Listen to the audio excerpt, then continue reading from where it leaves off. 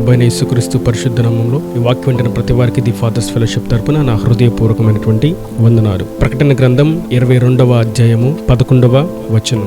అన్యాయము చేయవాడు ఇంకను అన్యాయమే చేయనిమ్ము, అపవిత్రుడైన వాడు ఇంకను అపవిత్రుడుగానే ఉండనిమ్ము, నీతిమంతుడు ఇంకను నీతిమంతుడుగానే ఉండనిమ్ము, పరిశుద్ధుడు ఇంకను పరిశుద్ధుడుగానే ఉండనిమ్ము. అపోస్తలుడైనటువంటి యోహాను తన ఎదుట దైవ ప్రత్యక్షతలు చూస్తూ దేవుడు తనకు బయలుపరిచిన వాటిని రాస్తూ ఆ గ్రంథాన్ని ముగిస్తూ చివరి భాగానికి వస్తున్నప్పుడు ప్రభు యోహానుకు చెప్తున్న మాట, యోహాను, ఈ మాటలు నేను ఇప్పుడు చెప్తున్నటువంటి ఈ యొక్క నీకు చూపించినటువంటి ఈ యొక్క దర్శనాలు గాని మాటలు గాని నీవు ముద్ర వేయొద్దు, చక్కగా వాటిని రాసి భావి తరాలకు వాటిని జ్ఞాపకార్థంగా నీవు పత్రికలు వేయించుము, ముద్రించుము అని యోహానికి ప్రభు చెప్తూ అక్కడ చెప్తున్న మాట, అన్యాయము చేయవాడు ఇంకా అన్యాయమే చేయనివ్వు, అపవిత్రుడిగా ఉన్నవాడు ఇంకా అలాగే అపవిత్రుడిగానే ఉండనివ్వు, నీతిమంతుడిగా ఉన్నాడా ఇంకా నీతిమంతుడిగా ఉండని, పరిశుద్ధుడిగా ఉన్నాడా ఇంకా పరిశుద్ధుడిగా సాగిపోనివ్వు అని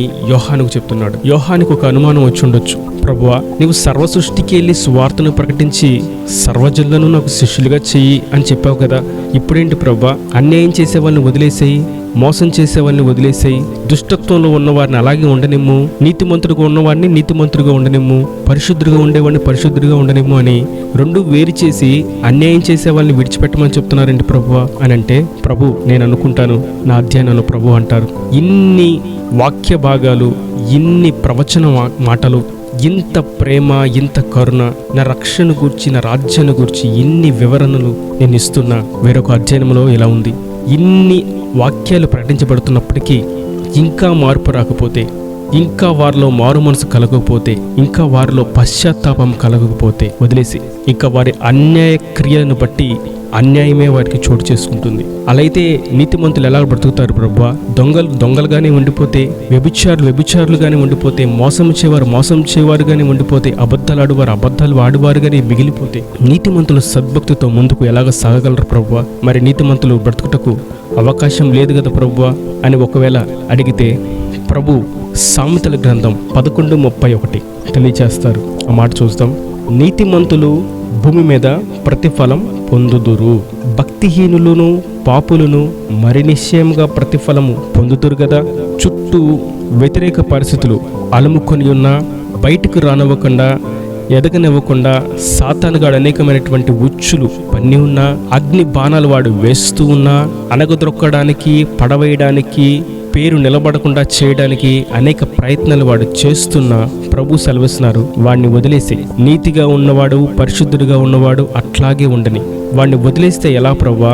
వాడిని వదిలేస్తే వాడికి రావాల్సినటువంటి ప్రతిఫలము, తీర్పు నరకంలో వస్తుంది, అది ఓకే. కానీ ఇప్పుడు కూడా ఈ భూమి మీద ఉన్నప్పుడు కూడా వారికి ప్రతిఫలము కలుగుతుంది అని ప్రభు సెలవిస్తున్నారు. అన్యాయం చేయవారు, మోసం చేయవారు, దొంగతనము చేయవారు, నరహత్య జరిగించువారు, వ్యభిచారము చేయవారు, అబద్ధంలాడి మోసములు జరిగించువారు, కల్మషముతోనూ దుష్టత్వముతోనూ మలినముతోనూ నిండిపోయినటువంటి వ్యక్తిత్వముతో ఎదుటి మనుషులను పాడు చేయువారు, కొండెములాడువారు, మోసము చేయవారు, వీరందరూ అట్లాగే ఉండిపోతే వారికి ఎలాగ ప్రభువా? వారు నరకానికి వెళ్ళేంత వరకు, నీ రాకడ వచ్చేంత వరకు అటువంటి దుష్ట క్రియలు ఈ భూమి మీద నీతిమంతులు అనుభవిస్తూ ఓర్చుకుంటూ సాగిపోవాల్సిందేనా? సమయాన్ని బట్టి ఓర్చుకోవాలి, సాగిపోవాలి. అయినను వారికి ప్రతిఫలం భూమి మీద ఉన్నప్పుడు కూడా కలుగుతుంది. ఊరికినే దేవుని మాటలు లేవు, చదువుకొని వదిలివేయడానికి దేవుని మాటలు కాదు. ఈ వాక్యం సత్యవాక్యం, జీవవాక్యం, దివ్యవాక్యం. ఈ వాక్యం సెలవిస్తుంది, నీతిమంతులు భూమి మీద ప్రతిఫలము పొందుకుంటారు, మరి పాపులను, అన్యాయస్తులు, దుష్టులు మరి నిశ్చయంగా పొందుకుంటారు కదా. మనము చేసే భక్తి, యథార్థత, నీతిమత్వము, దేవుని కొరకు ప్రతిష్ఠించుకొని సాగేటువంటి జీవన విధానము ఆయన చూస్తూ ఊరికనే విడిచిపెట్టడు. ప్రార్థనకు, కన్నీటికి జవాబు ఆయన నిశ్చయంగా ఇస్తాడు. నీతిమంతులు భూమి మీదే ప్రతిఫలం పొందుకుంటారు. పరలోకంలో దేవుడిస్తాడు, పరలోకం లేదాక ఓర్చుకోవాలి, అక్కడ ఇస్తాడైనా. అయినప్పటికీ ఈ భూమి మీద కూడా శరీర రీతిలో శరీరధారిగా ఉన్నటువంటి మట్టి మనుషులకు ఆయన మహిమను ఇస్తాడు, నీతిమంతులకు ఆయన ప్రతిఫలం ఇస్తాడు. ఇది రూఢి నిశ్చయము. భయపడుతూ చుట్టూ ఉన్న పరిస్థితిని చూస్తే అగమ్య గోచరంగా దిక్కు తోచని స్థితిలో ఉన్నటువంటి మీతోను ప్రభు సెలవిస్తున్నాడు, నేను నీతిమంతులకు ప్రతిఫలం ఇచ్చే దేవుడను, చూచి విడిచిపెట్టువాడను కాదు. మందిరానికి వస్తూ మానక నా కొరకు కనిపెట్టుకుంటున్నటువంటి నిన్ను నేను విడిచి మర్చిపోయేవాడని కాను. నా కొరకు ప్రార్థన చేస్తూ కనిపెట్టుకున్నటువంటి మిమ్మును నేను విడిచిపెట్టువాడను కాదు. నన్ను నమ్ముకున్న వాడిని నేను సిగ్గుపరచక, అవమానానికి అప్పగించక, తల పైకెత్తి సమృద్ధిని ఆశీర్వాదాన్ని ఇచ్చి ఘనపరచువాడను, హెచ్చించువాడను. నేను నీతిమంతులకు ఫలమిచ్చువాడను. దేవునికి మహిమ కలుగును గాక.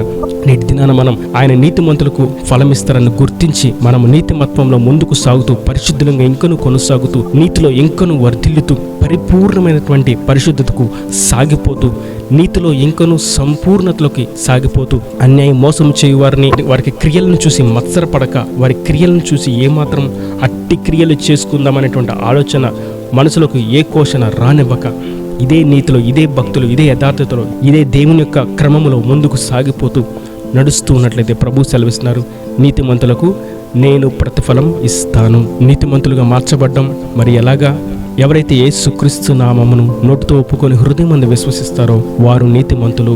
వారికి ఆయన ప్రతిఫలం ఇస్తాడు. చరిత్రలో ఎంతో మంది ఆయన కొరకు కనిపెట్టుకుని నీతిలోనే ఏమాత్రం భక్తిని విడిచిపెట్టక, యథార్థతను కోల్పోక, పరిశుద్ధతను అంగటిలో అమ్మివేయక, వారి యొక్క జీవితాలను, వారి యొక్క దేహములను, వారి యొక్క ఆధ్యాత్మిక స్థితిని కాపాడుకుంటూ ముందడుగు వేసిన వారిని దేవుడు సింహాసనం ఎక్కించాడు. రాజ్యాలు పాలించే అధికారులను రాజులను చేశాడు. ఆయన కొరకు సాక్షులుగా బతికే ప్రవక్తలుగా చేశాడు. ఈ రాజ యాజకులుగా చేశాడు. నీతిమంతులను ఆయన విడిచిపెట్టాడు. ఆయన ప్రతిఫలం ఇస్తాడు. అట్టి విధంగానే అన్యాయము చేయవారికి కూడా ఈ భూమి మీదే వారికి శిక్ష కలుగుతుంది. దేవునికి మహిమ కలుగుగాక. ఈ ఒక సమయంలో ఒక భయంకరమైనటువంటి దేశానికి సువార్త ప్రకటించడానికి వెళ్ళాడు.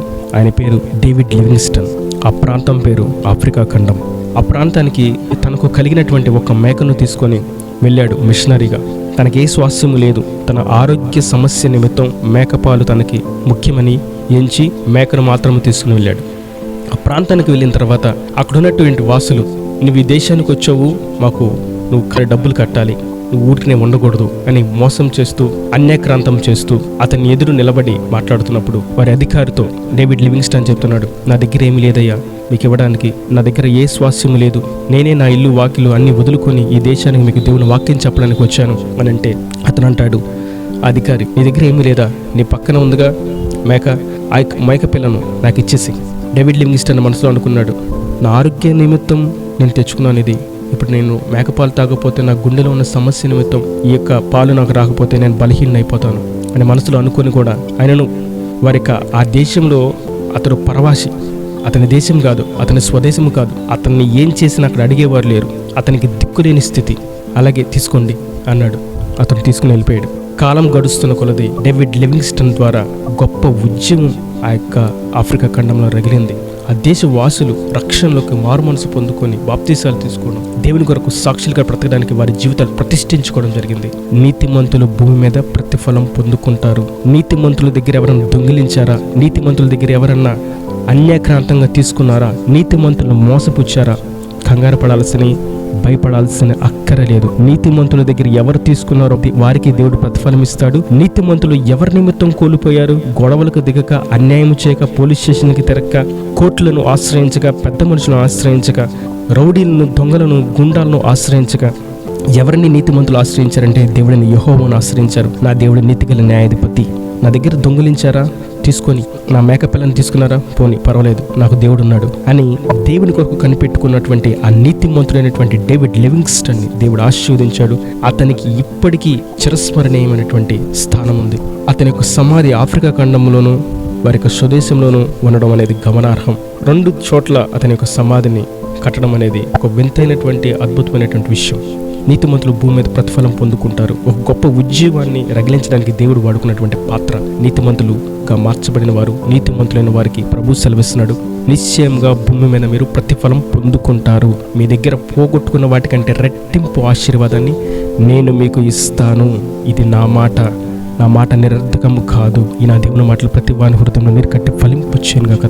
తలలో ఉంచి కళ్ళు మూసినట్టయితే మీ కొరకు చిన్న ప్రార్థన. ప్రేమ స్వరూపీకరణ కటాక్షంగా తండ్రి, నా ప్రభువా, వాక్యమైన ప్రతి ఒక్క బిడ్డని మీరు ఆశీర్వదించండి, వారిని ఆధ్యాత్మికంగా బలపరచండి, వారి యొక్క బలహీనతల్లోంచి వారిని విడిపించండి, అన్యాయం మోసం చేయువారు ఇంకా నువ్వు అలాగే ఉండనేమో, దుష్టులను అలాగే ఉండనేమో అని చెప్తూ, నీతిమంతులను పరిశుద్ధులు ఇంకా అలాగే ఉండనేమో అని చెప్తున్నారు ప్రభా. భూమి మీద నీతిమంతులు ప్రతిఫలం పొందుకుంటారు, అన్యాయం చేయవారు మరి ఇంకా నిశ్చయంగా ప్రతిఫలం పొందుకుంటారు కదా అని నువ్వు సెలవిస్తున్నావు. నీ కొరకు కనిపెట్టుకున్న వారిని, ఎన్నో ఆశ్రయించిన వారిని ఎప్పుడు నువ్వు నష్టపరచవని, ఎప్పుడు వారిని అన్యాయానికి అప్పగించవని, నీవు వారిని హెచ్చిస్తావని, వారికి సమృద్ధి దీవెనను కలుగు చేస్తావని, వారి తలను పైకెత్తుతావని మరొకసారి మాకు రూఢిపరుస్తూ వాక్యం ద్వారా అనేకులు మీరు బలపరిచినందుకు నీకు కృతజ్ఞతాస్తులు చెల్లిస్తూ, వాక్యం ప్రతి ఒక్క బిడ్డ జీవితంలో మీరు కార్యాలు జరిగించి, అద్భుతములు జరిగించి, వారికి ఆశీర్వాదాన్ని, దీవెన సమృద్ధిగా దయచేసి, ఆరోగ్యాన్ని, క్షేమాన్ని, కాపుదలు దయచేసి, చేతుల కష్టజీతాన్ని దీవించి, వారు చేస్తున్నటువంటి పనులను, వృత్తులను, మోసక్రియలు జరిగిస్తున్న వారందరినీ మీరు మార్చి వారికి నెమ్మదిని, సమాధానం కలుగు చేయమని, అక్కడికి రాజ్యంలో చేర్చుకోమని యేసు పరిశుద్ధ నామమున ప్రార్థించి వేడుకొని పొందుకునే నామం తండ్రి. ఆమేన్, ఆమేన్.